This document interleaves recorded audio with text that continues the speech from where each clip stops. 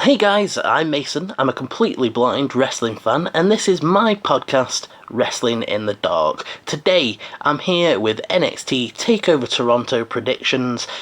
NXT is one of my favourite things in wrestling, if not my favourite thing, and I always love a good takeover card, so if you want to find out how good I think it'll be and what I think will happen, stick with me as I take a look through the Takeover Toronto card. In what will be the breakout tournament final, it's Cameron Grimes versus Jordan Myles. I was really impressed with Cameron Grimes' performance against Bronson Reed. I liked that match. I like Cameron's entrance music, so I'm going to go with Cameron Grimes on this one because I don't really mind who wins. Of course, the winner gets a shot at an NXT title of their choosing, and I'd like to see him go in that NXT North American Championship scene. I think that whoever comes out on top of the NXT Championship match, it would be really cool to see them go up against someone like Cameron Grimes, especially with the following that he's had from the Indies, etc, etc. Yeah, Cameron Grimes goes over in this one, and I think it'll be a 4+ match. Candice Loray and Io Shirai will be going head-to-head in a lovely grudge match. Some non-title women's action on a takeover card. I think this is a really, really nice step. It's good to see two women's matches on a takeover, especially, like I said, with one being a non-title match.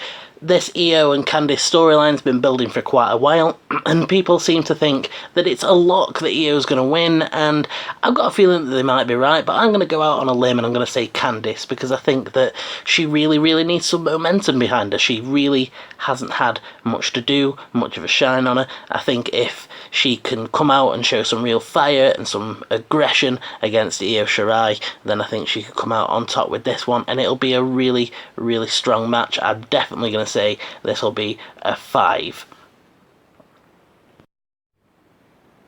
Shayna Bazler defends her NXT Women's Championship against Mia Yim, and I definitely think that although lots of people think that Shayna might lose this one, I'm going to stick with Shayna retaining a championship. I don't think that Mia Yim is the best candidate to beat Shayna. I think there's been far stronger candidates in the past, and even though I'm sure a lot of people are big fans of Mia Yim, I really didn't think that she held her own quite as much as I would like to see someone do against Shayna if they were gonna beat her when it comes to the promos last week. I really, really enjoyed the character work that Shayna did with drawing the line between being a professional fighter and a common street rat, some street trash. I think it was just some really strong trash talk, and I really enjoyed it, and I just don't think that it's time for Shayna to lose this one.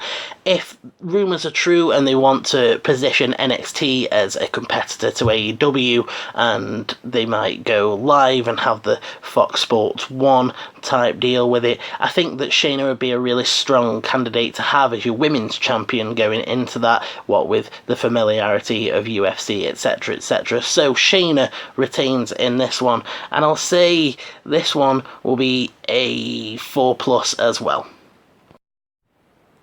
So now we've made it through to the Undisputed Era section of the show, where we basically ask the question, will Adam Cole's prophecy come true and Undisputed Era come out draped in gold? So, with the NXT North American Championship on the line, Velveteen Dream defends against Pete Dunne and Roderick Strong. The Street Profits defend the NXT Tag Team Championships against Kyle O'Reilly and Bobby Fish. And Adam Cole defends the NXT Championship against Johnny Gargano for the 3rd time in a row in a 3 stages of hell match. Not sure whether they've officially called it that, but that's basically what it is. So, the answer to the question is I think the Undisputed Era will walk out with all the gold, and I'm going to be really, really happy about it if they do. If anyone doesn't, it's going to be strong because they've teased that little drama before. They've teased the Undisputed breakup before and Roderick Strong being on the outside, etc, etc. But I really don't think they're going to do that. I think if you want to position NXT as this competitor to AEW, if you're going to do the FS1 thing, having Undisputed Era all draped in gold would be a really, really good way to go, in my opinion. And I definitely think that that's what they're heading for. Deciding which one is going to be match of the night is probably the hardest thing, because they're all three going to be really, really good matches. Street Profits versus Kyle O'Reilly. I'm getting completely tongue-tied there.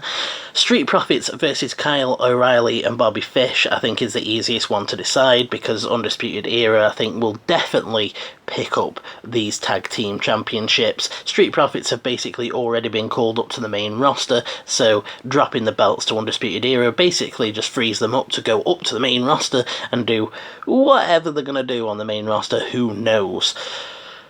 A Strong, Dunn and Dream will be an excellent match. I'm really, really looking forward to this one. It's going to be full of showboating and strikes and submissions and backbreakers, and it's just going to be a brutal, brutal match that I think will probably end up being my favourite one. I think it'll definitely be a 5+ or maybe even a 6 match, whereas in the Street Profits versus Kyle O'Reilly and Bobby Fish, I think with it being a multi-man match, a tag team match that I usually struggle more with, I think it'll probably end up being more like a 4+ or a 5-.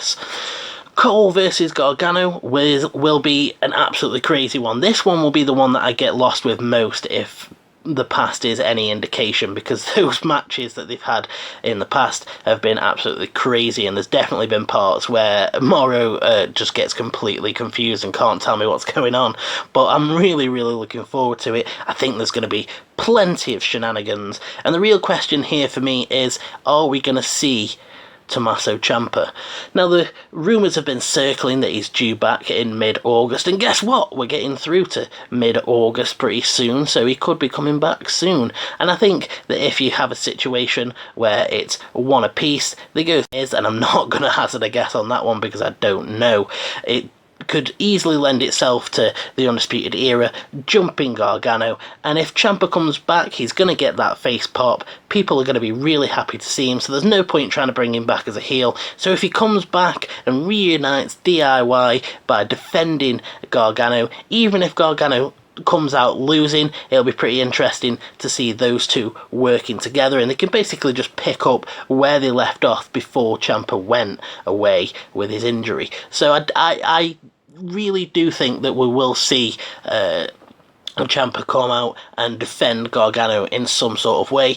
And again, this one definitely, I reckon, end up being a 5+ or a 6 match, because I just think that these two can do no wrong. I really, really like Cole and Gargano together. It's going to be a shame, really, that their program's going to have to end after this. I really hope that Gargano doesn't get called up after this, because I just want to see him do more stuff in NXT, and I want to see what he could offer NXT in this post AEW starting up the TV deal world. Like, post October the 2nd, what could NXT do, and how much of a role could Johnny play in that, I think would be really, really important to see. And I just think that it's going to be a really, really cracking takeover in general.